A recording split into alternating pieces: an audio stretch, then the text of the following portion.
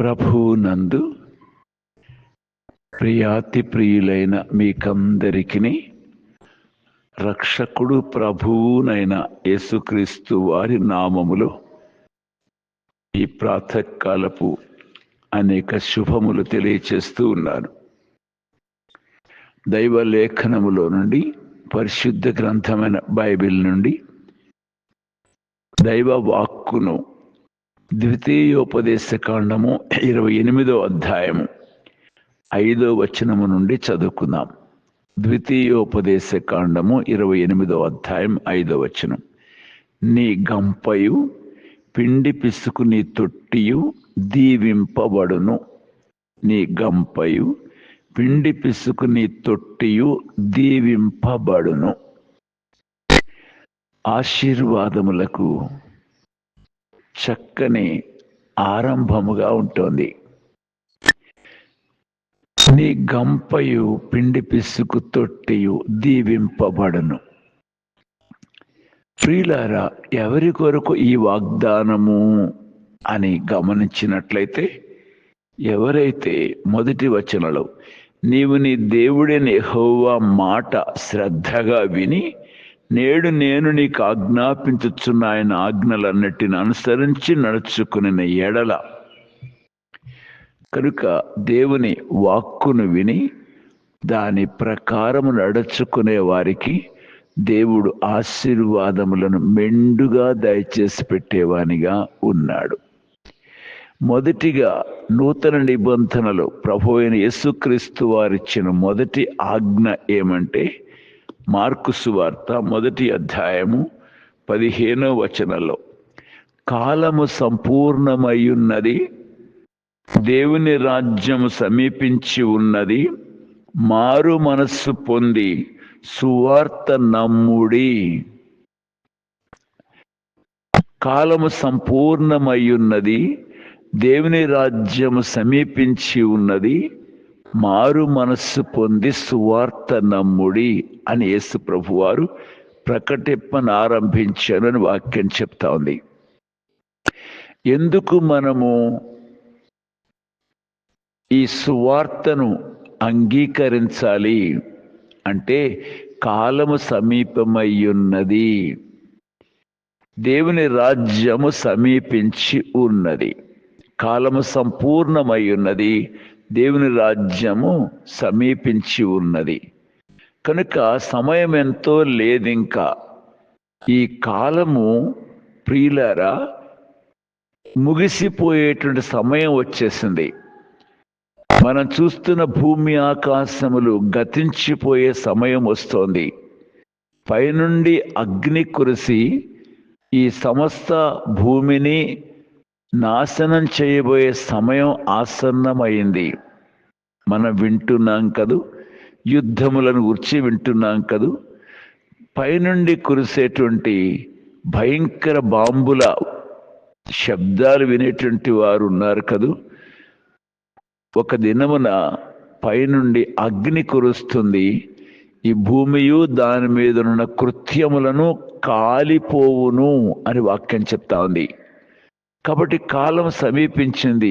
మనం ఈ లోకంలో ఏదో సంపాదించేందుకో లేక సంతోషించేందుకో ఆశపడుతూ సమయాన్ని వ్యర్థం చేసుకోకుండా కాలము సమీపించింది. ఇంకొక మాట ఏమంటే, మన సొంత జీవితాలు కూడా సమాధికి దగ్గరవుతూ ఉన్నాయి. ఒక దినం గడిస్తే సమాధికి ఒక దినం దగ్గరయ్యామని అర్థం. కనుక సమయం గతించిపోతుంది. ఎన్నో ఏండ్లు గతించిపోయాయి. ఇప్పటికీ ఎంతో వ్యర్థమైపోయింది సమయం అంతా. ఒకటి. రెండవదిగా, దేవుని రాజ్యం సమీపించి ఉన్నది. దేవుని రాజ్యం ప్రియులారా, ఈ లోకమంతా నాశనం కావించబడుతుంది, కానీ దేవుడు ఒక రాజ్యాన్ని స్థాపిస్తాడు. దానికి అన్నటికీ నాశనము కలగదు.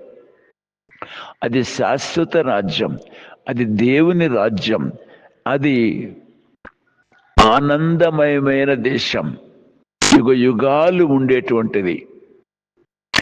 ఆ రాజ్యం ఆయన స్థాపించేందుకు సమయమైంది.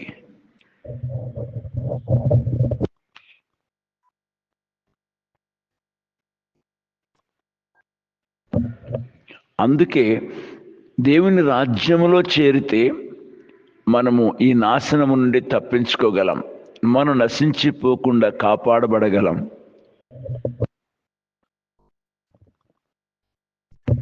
ప్రియుడ, దేవుని రాజ్యం సమీపించి ఉన్నది కనుక ఆ రాజ్యములో ప్రవేశించేందుకొరకు ఆ రాజును మన హృదయంలో చేర్చుకోవాలి.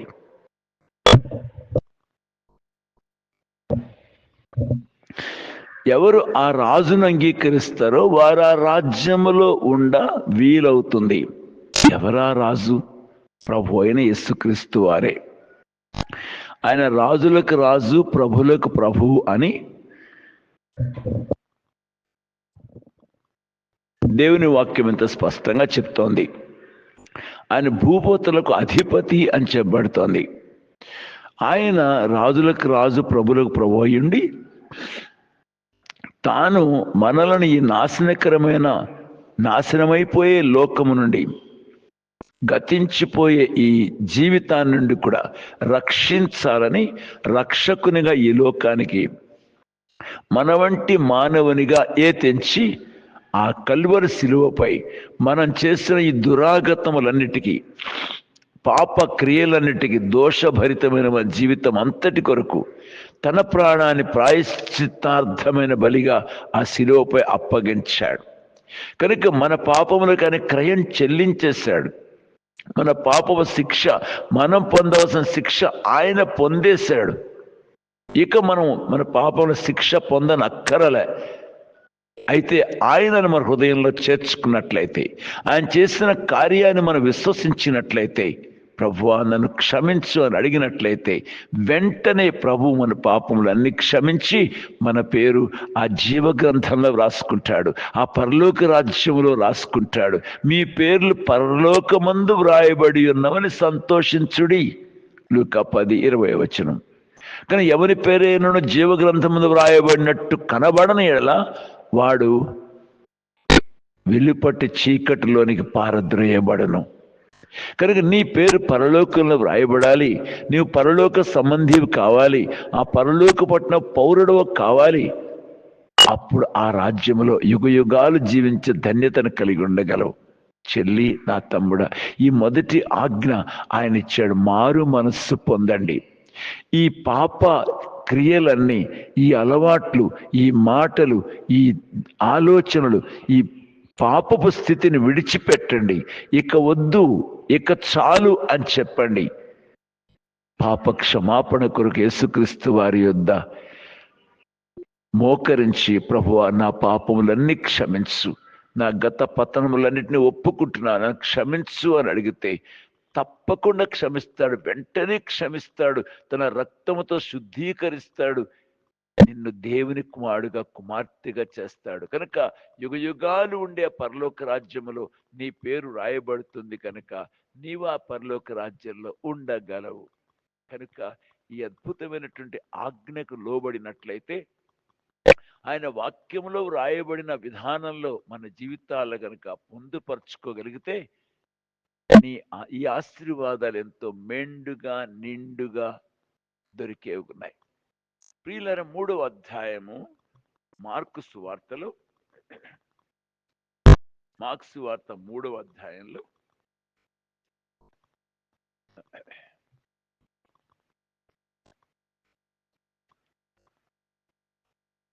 క్షమించండి 6వ అధ్యాయంలో యేసుక్రీస్తు ప్రభువారు 3 దినముల నుండి ఆయనతో ప్రజలందరూ ఉన్నారని, ఆ గొప్ప జన సమూహమును చూచి వారు కాపరులేని గొర్రెల వలె ఉన్నందున వారి మీద కనికరపడి వారికి అనేక సంగతులను బోధింపసాగాను. వారు చాలా ప్రొద్దుపోయిన తరువాత ఆయన శిష్యులు ఆయన వద్దకు వచ్చి, ఇది అరణ్య ప్రదేశం, ఇప్పుడు చాలా ప్రొద్దుపోయినది, చుట్టుపక్కల ప్రదేశములకు వెళ్ళి, గ్రామములకు వెళ్ళి భోజనమునకేమైనా కొనుక్కొనుటకు వారిని పంపివేయమని చెప్పిరి. అందుకైన మీరు వారికి భోజనం పెట్టుడనగా వారు, మేము వెళ్ళి 200 దీనారము రొట్టెలు కొని వారికి పెట్టుదుమా అని ఆయన అడిగారు. అందుకైన, మీ యొద్ద ఎన్ని రొట్టెలు ఉన్నవి? పోయి చూచుకున్నాడని వారితో చెప్పాను. వారు చూచి తెలుసుకుని 5 రొట్టెలను 2 చేపలను ఉన్నవనిది. అప్పుడు ఆయన పచ్చిక మీద అందరూ పంక్తులు పంక్తులుగా కూర్చుండవలెను అని వారికి ఆజ్ఞాపింపగా, పంక్తులు పంక్తులుగా కూర్చుండుడి అని వారికి ఆజ్ఞాపింప, వారు 100 మంది చొప్పునను 50 మంది చొప్పునను పంక్తులు తీరి కూర్చుండిరి. అంతటా ఆయన ఆ 5 రొట్టెలను 2 చేపలను పట్టుకొని ఆకాశం వైపు కన్నులెత్తి ఆశీర్వదించి ఆ రొట్టెలు విరిచి వారికి వడ్డించుటకు తన శిష్యులకిచ్చి ఆ 2 చేపలను అందరికీ పంచిపెట్టాను. వారందరూ తిని తృప్తి పొందిన తరువాత మిగిలిన చేపలను రొట్టె ముక్కలను 12 గంపెళ్ళు ఎత్తిరి. ఆ రొట్టెలు తినిన వారు 5,000 మంది పురుషులు. యేసుక్రీస్తు వారి ఆశీర్వాదం ఎంతగా తృప్తినిచ్చిందో, ఎంత మందికి తృప్తినిచ్చిందో, ఎంత సమృద్ధినిచ్చిందో చూడగలం. ప్రియ చెల్లి, తమ్ముడు, నీ జీవితాన్ని అలాగా ఆశీర్వదిస్తాడు. నీకు కలిగింది కొంచెమే అయినా ఆయన దాన్ని ఎంతో ఆశీర్వదిస్తాడు. నీ జీవితం ఆశీర్వదించబడుతుంది. అనేక మందికి ఆశీర్వాద కారకునిగా ఉండగలవు. అందుకే ఆయన మాట విని మారు మనస్సు పొంది ఆయన సువార్తను నమ్ము. నీకోసం ప్రాణమిచ్చిన ఆ ప్రభువును నీ సొంత రక్షకునిగా అంగీకరించు. అప్పుడు రక్షణ పొందుతావు.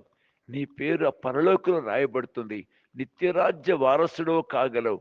అంతేకాక ఈ లోకంలో కూడా నీ జీవితం అద్భుతంగా ఆశీర్వదించబడుతుంది. ఆశీర్వాదములకు ఆయనే ఆధారం. కనుక ఈ ఉదయకాల సమయంలో ఆశీర్వాదములు పొంది వర్ధిల్లాలంటే ఆయన మాటకు లోబడాలి, ఆయనకు అప్పగించుకోవాలి. ఇంతే నువ్వు చేయవలసింది, ఇంతే. ఆయన మాటకు లోబడితే చాలు. ఆ చెడుతనాన్ని విడిచిపెడితే చాలు. క్షమించమని అడిగితే చాలు. నీ జీవితం ఎంతో ఆశీర్వాదకరం అవుతుంది. ప్రార్థిస్తాను. ప్రియమైన తండ్రి, ఉదయకాల సమయంలో నీ మాటను మీరు ఆశీర్వదించండి. ఈ ప్రియులలో మారు మనస్సును గుర్చిన ఆలోచన దయచేయండి. ఇకనైనా ఈ పాపపు క్రియలు, పాపపు చేష్టలు, పాపపు అలవాట్లు, మాటలు, వారి క్రియలన్నీ కూడా విడిచిపెట్టాలని ఆశ వారిలో కలిగించండి. నరకాగ్ని యొక్క శిక్ష నుండి రక్షణ పొందాలని ఆశ వీరిలో కలిగించండి. పరలోకంలో చేరాలి, యుగయుగాలు దేవునితో ఉండాలని ఆశ వీరిలో కలిగించండి. ఆశీర్వదించబడేందుకు వీరిని సిద్ధపరచండి. యేసుక్రీస్తు వారి పేరిట ప్రార్థిస్తున్నాను తండ్రి, ఆమెన్. ప్రభు అయిన యేసుక్రీస్తు వారి కృపా సన్నిధితో నిండార ఆశీర్వదించబడుదురు గాక. Amen, amen.